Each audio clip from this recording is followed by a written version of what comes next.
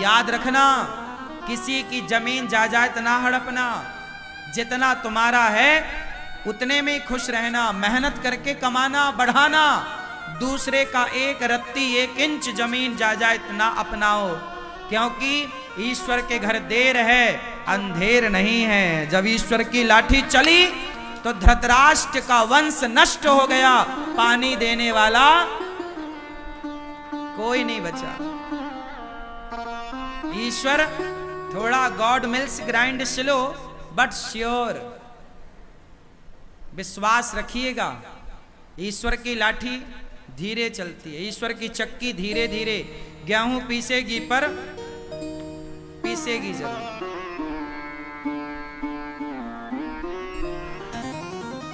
कभी एक चवन्नी आपके खाते में बेवजह किसी की ना आवे, एक रत्ती एक इंच जमीन बेवजह आपके खाते में ना आवे। भैया हमारी मेहनत की रोटी हम नमक रोटी खाएंगे, पर दूसरों का छप्पन भोग हम बेईमानी से ना हड़पेंगे। हम सुखी हैं साइकिल में, हमें बेईमानी करके धन्ना सेठ नहीं बनना। हम साइकिल में ही खुश हैं, साइकिल में ही चलेंगे। पैसा कमाओ, मेहनत का कमाओ। बेईमानी किसको फलीभूत, क्या रावण को बेईमानी फलीभूत? भाई रावण ने भी तो अपने भाई का धन हड़प लिया था, कुबेर का। पुष्पक विमान कोई रावण के बाप का थोड़ी था, कुबेर को मिला था। भाई का विमान हड़प लिया, भाई की संपत्ति हड़प ली रावण ने। क्या हुआ? सर्वनाश हुआ। रहा न को कुल रोवनिहारा, 1 लख पूत 1.25 लाख नाती, जिसके घर पर दिया ना बाती। कोई दीपक जलाने वाला अति कभी ना करना बंदे, इति तेरी हो जाएगी। बिन पंखों के पक्षी जैसी गति तेरी हो जाएगी। भैया मेहनत करो रे बाबा, अपनी मेहनत पे भरोसा रखो। जो बनाओ जो कमाओ बलबूते बनाओ। भाई की संपत्ति क्यों हड़पना, पड़ोसियों की संपत्ति बेईमानी से क्यों हड़पना? जो अपना है वो। अच्छा सुनो, किसी की आप लो मत और अपनी एक रत्ती छोड़ो मत। जो आपका है उसे छोड़ना भी नहीं है। ऐसा नहीं कि तुम्हारे घर में कोई कब्जा कर, काहे कर लेगा भैया कब्जा? मारो, केस करो। दुर्योधन ने कब्जा कर लिया पांडवों के घर में, तो बाद में महाभारत हुआ। फिर काहे कब्जा करेगा भैया? तेरे बाप का है। अपना किसी का देखो, किसी का लो मत, किसी का 1 रुपए मत लो और अपना 1 रुपए मत छोड़ो। बात समझ में आई? रिश्ता भाई भाई का और हिसाब पाई पाई का। रिश्ता भाई भाई का और हिसाब पाई पाई का। रिश्ते की जगह रिश्ते को रखो और हिसाब की जगह हिसाब में रिश्ता ना आवे और रिश्ते में हिसाब ना आवे। ये महाभारत की कथा तुम्हारे लिए सिखा रही है, लेकिन तुम तो बस द्रौपदी को लिए बैठे हो। उसकी गलती है, उसकी गलती है। मिलेगी द्रौपदी ना, बात करेगी ठिकाने से।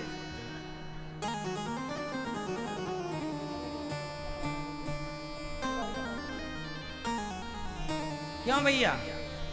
चश्मा वाले भैया सही है? किसकी गलती है? धृतराष्ट्र की है। बंटवारा क्यों नहीं किया? और सुनो, जितने बूढ़े यहां बैठे हैं, आप लोगों के लिए मतलब की बात बोल दूं। आप लोग जल्दी से अपने बच्चों का बंटवारा कर दो। यदि आप बंटवारा नहीं कर पाए और आप यदि तय हो गए, तो आपके बच्चे आपस में लड़के मर जाएंगे। आज भारत में जितना भी भाई भाइयों का झगड़ा है, वो केवल बाप की गलती के कारण है। मर गया, बंटवारा किया ही नहीं। अब बच्चे बोल रहे हैं ये मैं लूंगा, ये मैं लूंगा। इसलिए मरने के पहले बिल्कुल बंटवारा कर दो। बाद में लिख दो, ये वाला खेत तेरा, ये दुकान तेरी, ये घर तेरा।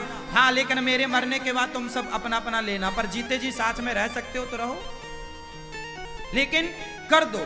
क्योंकि बंटवारा प्रकृति का, राम लक्ष्मण का बंटवारा हुआ। बंटवारा अटल सत्य है, करना ही पड़ेगा। यह प्रकृति का नियम है। आज नहीं कल, कल नहीं, जीते जी भाई दोनों भाई लड़कर के अलग हों, उससे अच्छा प्यार मोहब्बत से अलग हों, ताकि वो अलग होकर भी एक रह सकें। ऐसा भी बंटवारा क्या कि वो एक होकर के भी वो एक ना हो पाए। आज भाई भाई का दुश्मन बना है, देख लेना संसार में। भाई भाई के घर नहीं जाता, शादी हो रही है बड़े भैया की बेटी की, छोटा भाई नहीं जा रहा है, बड़े भाई ने बुलाया ही नहीं। छोटे भाई के बेटे का ब्याह है, बड़ा भैया नहीं जा, सारा संसार आ रहा है, सारे रसगुल्ले खा रहे हैं, पर सगा भाई नहीं आ रहा है। क्यों? क्या मुद्दा था? बंटवारा मुद्दा था। और क्या ये आग किसने लगाई? वो बाप जो मर गया, बंटवारा किया ही नहीं। धृतराष्ट्र ना बनना तुम लोग, सही बोल रहा हूं, कान खोल के सुनना। धृतराष्ट्र बनोगे, तुम्हारा आपस में परिवार लड़के मर जाएगा, और तुम्हारा परिवार आपस में लड़के मरा तो जिम्मेदार तुम हो। परिवार में यदि फूट पड़ती है तो जिम्मेदार बूढ़े होते हैं। तुम कहां थे जब तुम्हारे बच्चे आपस में लड़ रहे थे? तुम कहां थे जब तुम्हारे बच्चों में आपस में वो द्वेष पैदा हो रहा था, घृणा पैदा हो रही थी, नफरत? तुम क्यों नहीं आग बुझाए? यदि आग लग जाएगी घर में तो तुम जल्दी जाके बुझाते नहीं हो क्या? पानी डालते हो, कैसे भी करके बुझाते हो। ऐसा थोड़ी कि आग लगी तुम तमाशा, हाँ हाँ लगी आग जलने, ऐसा थोड़ी होता है। कहीं आग लगेगी आप तुरंत जाओगे बुझाओगे। ऐसे जब भाई भाई के बीच में आग लगी, क्यों नहीं बुझाया?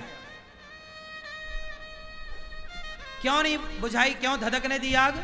और आज रोते हो कि भाई भाई लड़ रहे हैं। मेरी बात मानो, भाइयों को प्यार से रहना चाहिए, लेकिन मैंने वही बात बोली, रिश्ता भाई भाई का और हिसाब पाई पाई का। जिस घर का हिसाब पाई पाई का होगा, उस घर के रिश्ते भाई भाई मिलजुल के रहेंगे, और जहां हिसाब पाई पाई का ना होगा, वहां भाई भाई कभी मिलजुल के रह ही नहीं सकते।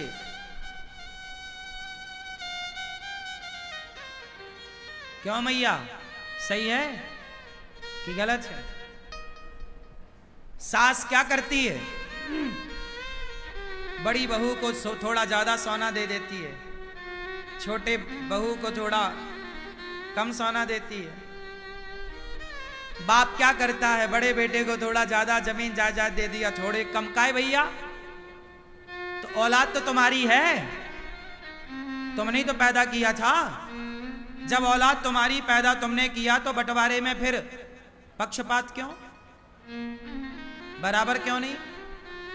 जो माँ बाप अपनी औलाद के साथ विश्वासघात करते हैं, जो माँ बाप अपने बच्चों के बंटवारे में गलत डिसीजन देते हैं, गलत तरीके से बंटवारा करते हैं, वो माँ बाप मरकर सीधा नरक जाते हैं, उनका रिजर्वेशन वहां कंफर्म है। तुम औलाद देखो, गलतियां केवल बच्चों की नहीं होती कि बच्चे ही सेवा, हाँ बच्चे सेवा करें माँ बाप की, बच्चे पलकों पे रखें माँ बाप को, ये बच्चों का धर्म है। लेकिन माँ बाप का भी तो कुछ धर्म होता होगा।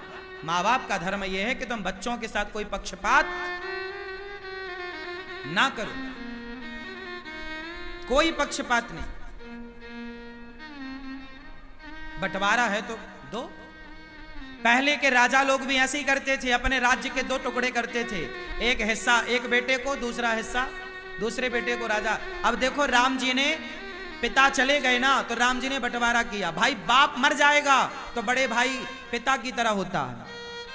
यदि बाप किसी का मर जाए तो बड़ा भाई बंटवारा करे, 1 रुपया ज्यादा ना रखे भाई का।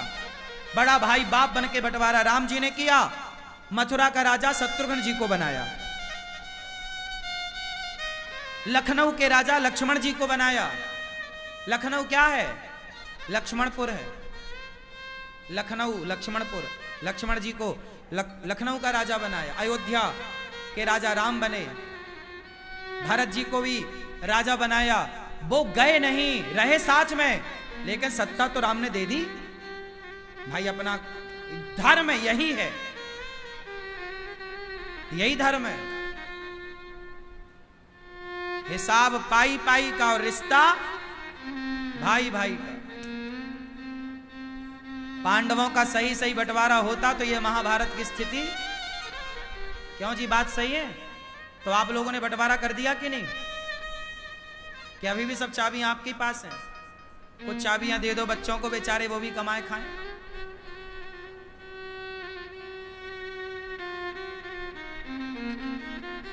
बच्चे कैसे हों?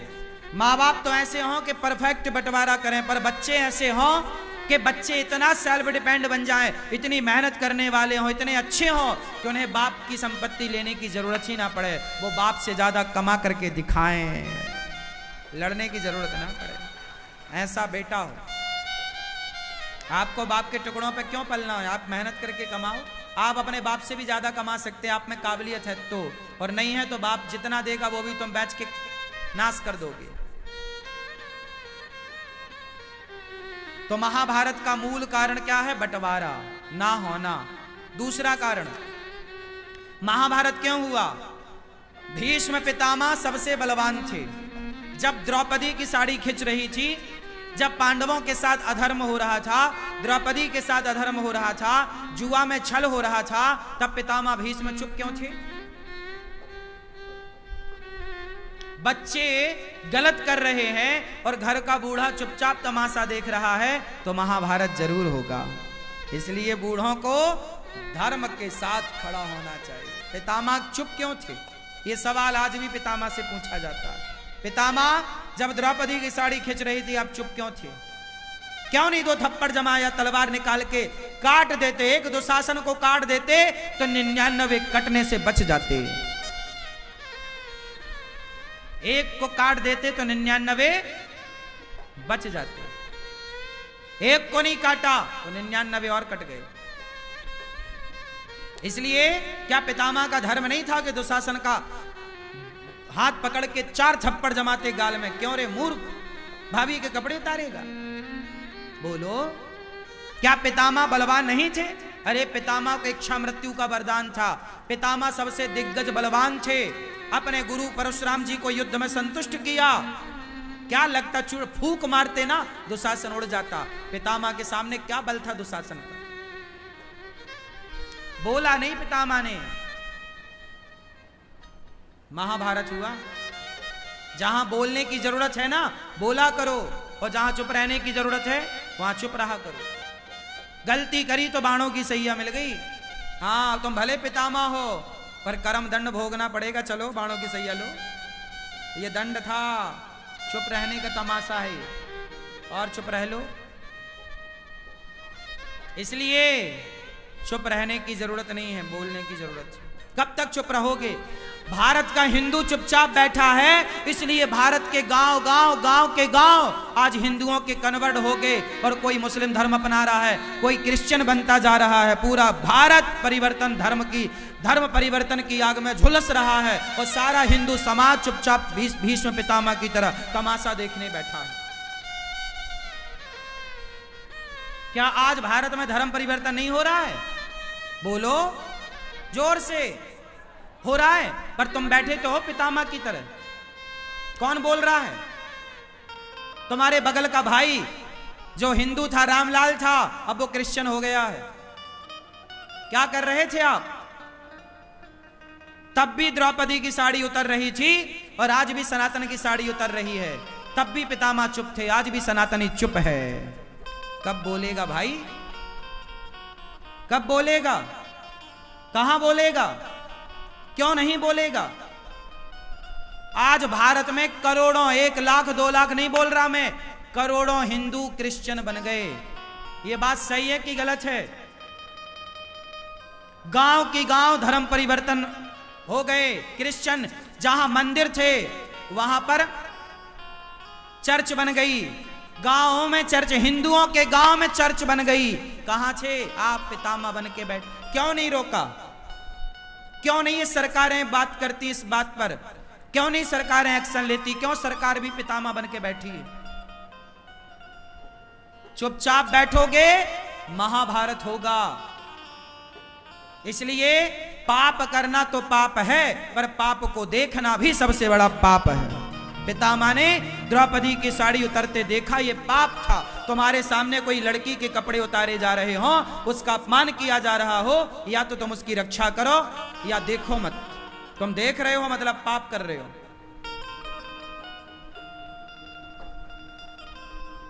पितामह की तरह आज समाज है। तब भी पितामह चुप थे, आज का भी पितामह चुप है।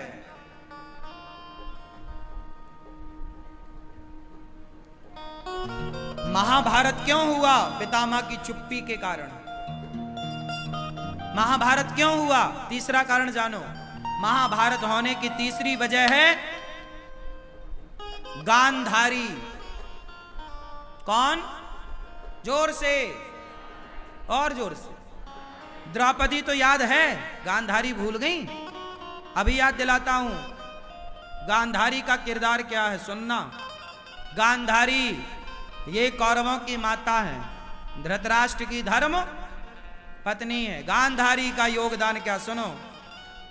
ये वही गांधारी है जब दुर्योधन पर संकट आया तो बोलती हैं कल सारे कपड़े उतार के आ जाना, मैं तुझे देखूंगी, पट्टी हटाऊंगी आंखों की, मेरी शरीर की, मेरी नजर तेरे शरीर पर पड़ेगी, तू वज्र का हो जाएगा। ये बात पता है आपको कि गांधारी ने बोला था आखिरी में कि सारे कपड़े उतार के आना, मैं तुझे देखूंगी, क्योंकि गांधारी एक पतिव्रता नारी है और वो जिसे देख लेगी तो वो शरीर उसका वज्र का हो जाएगा, कोई मार नहीं सकता। ये एक पतिव्रत नारी का धर्म है। पतिव्रता नारी वो अपनी सारी शक्ति दुर्योधन में डालना चाहती हैं। गया दुर्योधन, गया, भगवान ने देखा कहां जा रहा है, बोले मांग ने बुलाया है। भगवान ने देखा कपड़े सारे उतार रखे थे, नंग धड़ंग जा रहा है, शर्म नहीं आती, कुछ तो लपेट। तो भगवान ने वो पत्तों की टॉवेल बना के लपेटवा दी, जांग वांग ढक गई। गया, गांधारी ने कहा कुछ कपड़े तो नहीं है, बोला कपड़ा नहीं है। खोला तो पूरा शरीर दुर्योधन का वज्र का हो गया, पर जांघों पर नजर नहीं पड़ी चूंकि पत्ते से ढक रखा था।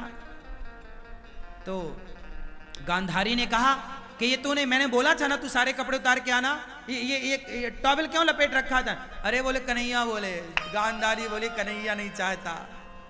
श्राप दे दिया कन्हैया को कि जैसे मेरी आंखों के सामने मेरा वंश समाप्त हुआ है कन्हैया, जैसे मेरे बच्चे आपस में लड़कर मर गए, तेरा वंश भी आपस में लड़के मर जाएगा। तो भगवान श्री कृष्ण के 56 करोड़ यदुवंशी जो आपस में लड़के मरे, वो गांधारी माता का श्राप था। अब बात क्या थी, वो मुद्दे की बात सुनो। अब मैं आपसे एक सवाल करूं, गांधारी माता ने आंखों की पट्टी हटाई किसके लिए? बोलो, दुर्योधन के लिए। अच्छा, अब गांधारी माता कहीं मिले तो सवाल करना। माता गांधारी सुनो, सवाल आपसे है कि जब आपने दुर्योधन पर संकट आया तो आंखों की पट्टी उतारी, जब द्रौपदी पर संकट आया था तब आपने आंखों की पट्टी क्यों नहीं उतारी थी? तब आंखों की पट्टी उतार कर दौड़ करके तुमने द्रौपदी की लाज बचाई होती, एक नारी होकर नारी की आबरू बचाई होती, तो आज तुम्हारे आंखों के सामने तुम्हारा वंश का नाश ना होता। कहां थी गांधारी जब द्रौपदी की लाज लुट रही थी? क्यों नहीं डांटा? और क्या गांधारी को पता नहीं था कि दुर्योधन ने द्रौपदी के कपड़े उतरवाए हैं? उस नालायक को ये अमर बनाना चाहती हैं अपने तपोबल से। उस नालायक को आज एक द्रौपदी की साड़ी उतरवाई है। यदि ये नालायक अमर हो गया दुर्योधन, तो ना जाने कितनों की साड़ियां उतरवाएगा। जब ये सगी भाभी को नहीं छोड़ रहा है तो समाज में किस बहन बेटी को छोड़ता है? ऐसों के लिए तुम पट्टी हटा रही हो, ऐसों के लिए तुम भगवान कृष्ण को श्राप दे रही हो। वाह गांधारी माता, अच्छा न्याय कर लेती हो। जैसा तुम्हारा पति न्याय करता है, जैसा तुम्हारा बेटा न्याय करता, ये माँ बेटे कोई बहुत अंतर नहीं है ना। में ये बहुत अच्छा न्याय कर रही हैं। देखो बचा कैसे रही हैं गलत को। क्या द्रौपदी को नहीं बचाना चाहिए था? बोलो मेरी माँ, बोलो। तुम्हारा बेटा बिगड़ेगा ना तो सवाल तुमसे पूछा जाएगा। तुम मां हो ना, क्या संस्कार दिया तुमने? कैसी मां हो? पैदा करके छोड़ दिया? ऐसे पैदा करके तो सुअर भी छोड़ देता है। तुम मां हो ना, तो माता का धर्म काहे नहीं निभाया? क्या गांधारी का बेटा नालायक निकल गया दुर्योधन, तो क्या गांधारी मां की जिम्मेदारी नहीं है? क्या इसका सवाल गांधारी से नहीं पूछा जाएगा कि कैसे संस्कार दिए तुमने कि तुम्हारा बेटा भरी सभा में किसी के कपड़े उतार रहा है? क्या ये सवाल गांधारी से नहीं पूछा जाएगा? लेकिन आप लोग गांधारी से सवाल ना पूछकर द्रौपदी को गलत ठहराने में लगे हुए। आज तक 5,500 साल बाद भी आप द्रौपदी को ही गलत कह रहे हैं। आप गांधारी से सवाल नहीं करते, आप धृतराष्ट्र से सवाल नहीं करते, आप पितामह भीष्म से सवाल नहीं करते, आप दानवीर कर्ण से सवाल क्यों नहीं करते? कर्ण, भरी सभा में कर्ण बैठे थे। कर्ण तो धर्मज्ञ हैं, दानी हैं, समझदार हैं। दुर्योधन तो चलो नालायक है, पर कर्ण तो अच्छे हैं। क्या कर्ण को नहीं बोलना चाहिए, मित्र मैं तेरा दोस्त हूं यार, पर तू ये जो कर रहा है ना, भरी सभा में कपड़े उतार रही, गलत है। आपका दोस्त कौन होता है? दोस्त का मतलब ये नहीं कि मेरा दोस्त गलत करे तो मैं भी उसका साथ दूं। अरे दोस्त का मतलब ये है कि यदि मैं गलत करूं तो मेरा दोस्त मुझे रोके, भाई ये गलत है। क्यों? दोस्त का मतलब क्या है? कि गलत में साथ दे वो दोस्त, या गलत करने से रोके वो दोस्त? बोलो। साथ दे, रोके। भाई तुम्हारा दोस्त किसी महिला के कपड़े उतार रहा है तो तुम भी उतारने लगोगे कि अरे रोक भाई, ये गलत है यार, तू मेरा दोस्त है, मैं तेरा भला चाहता हूं, ये गलत है, तू गलत कर, रोक। यदि तुम्हारा दोस्त गलत है तो उसके गाल में 2 थप्पड़ जमाने का क्या दोस्त को अधिकार नहीं है? क्यों नहीं जमाया दुशासन के गालों में थप्पड़? दानवीर कर्ण तो बड़े थे ना, पांडवों से भी बड़े थे ना उम्र में, समझदार भी थे, योग्य भी थे। क्यों नहीं रोका? क्यों नहीं रोका? दानवीर कर्ण ने नहीं रोका, तमाशा देखते रहे और बोला, द्रौपदी तेरे 5 पति हैं, छठा मुझे बना ले, क्या बिगड़ जाएगा तेरा? जैसे 5 वैसे ही 6। ये बात कर्ण ने बोली थी। अब बताओ, उन दोस्तों की गलती है, इसलिए दोस्त सबको ना बनाओ। दोस्त ऐसा हो जो मेरी गलती पर मुझे मुख में डांट सके, यार गलत है। ऐसा दोस्त ना हो कि मैं गलती करूं और वो मेरा साथ दे, यार मैं तू मेरा दोस्त है मैं साथ दूंगा, नहीं, ऐसा दोस्त नहीं चाहिए मुझे जो मेरा गलत में मेरा साथ दे। ऐसा दोस्त बनाओ जो आपकी गलती करने में आपके सामने आकर खड़ा हो जाए, दोस्त ये काम गलत है, हाथ पकड़ ले आपको गलत काम करने से, रोके, ढाल बन के खड़ा हो जाए आपके सामने, मैं तुझे गलत नहीं करने दूंगा। तू दोस्ती करना चाहे कर, आज मेरी दुश्मनी कर ले तू, लेकिन मैं तुझे गलत नहीं करने दूंगा। ये दोस्त होता है। ये दोस्त नहीं होता कि अपने दोस्त को शराब पिलाने लग जाए, यार तू नहीं पीता पर मैं तो पीता हूं तो चल तू भी पीने लग जा। आजकल यही चल रहा है कि आप शराब नहीं पीते तो आपके दोस्त चाहते हैं कि आप भी पीने लग जाओ। ये दोस्त नहीं है, तुम्हारे दुश्मन है, जो खुद तो बिगड़े हैं, खुद तो गलत हैं, आपको भी गलत बनाना चाह रहे हैं। ये काय का दोस्त है? घटिया क्वालिटी का। ये दोस्त नहीं है। ऐसों के संग तो खड़े भी मत हो, दोस्ती तो छोड़ो। दोस्त तो कैसा हो? योग्य,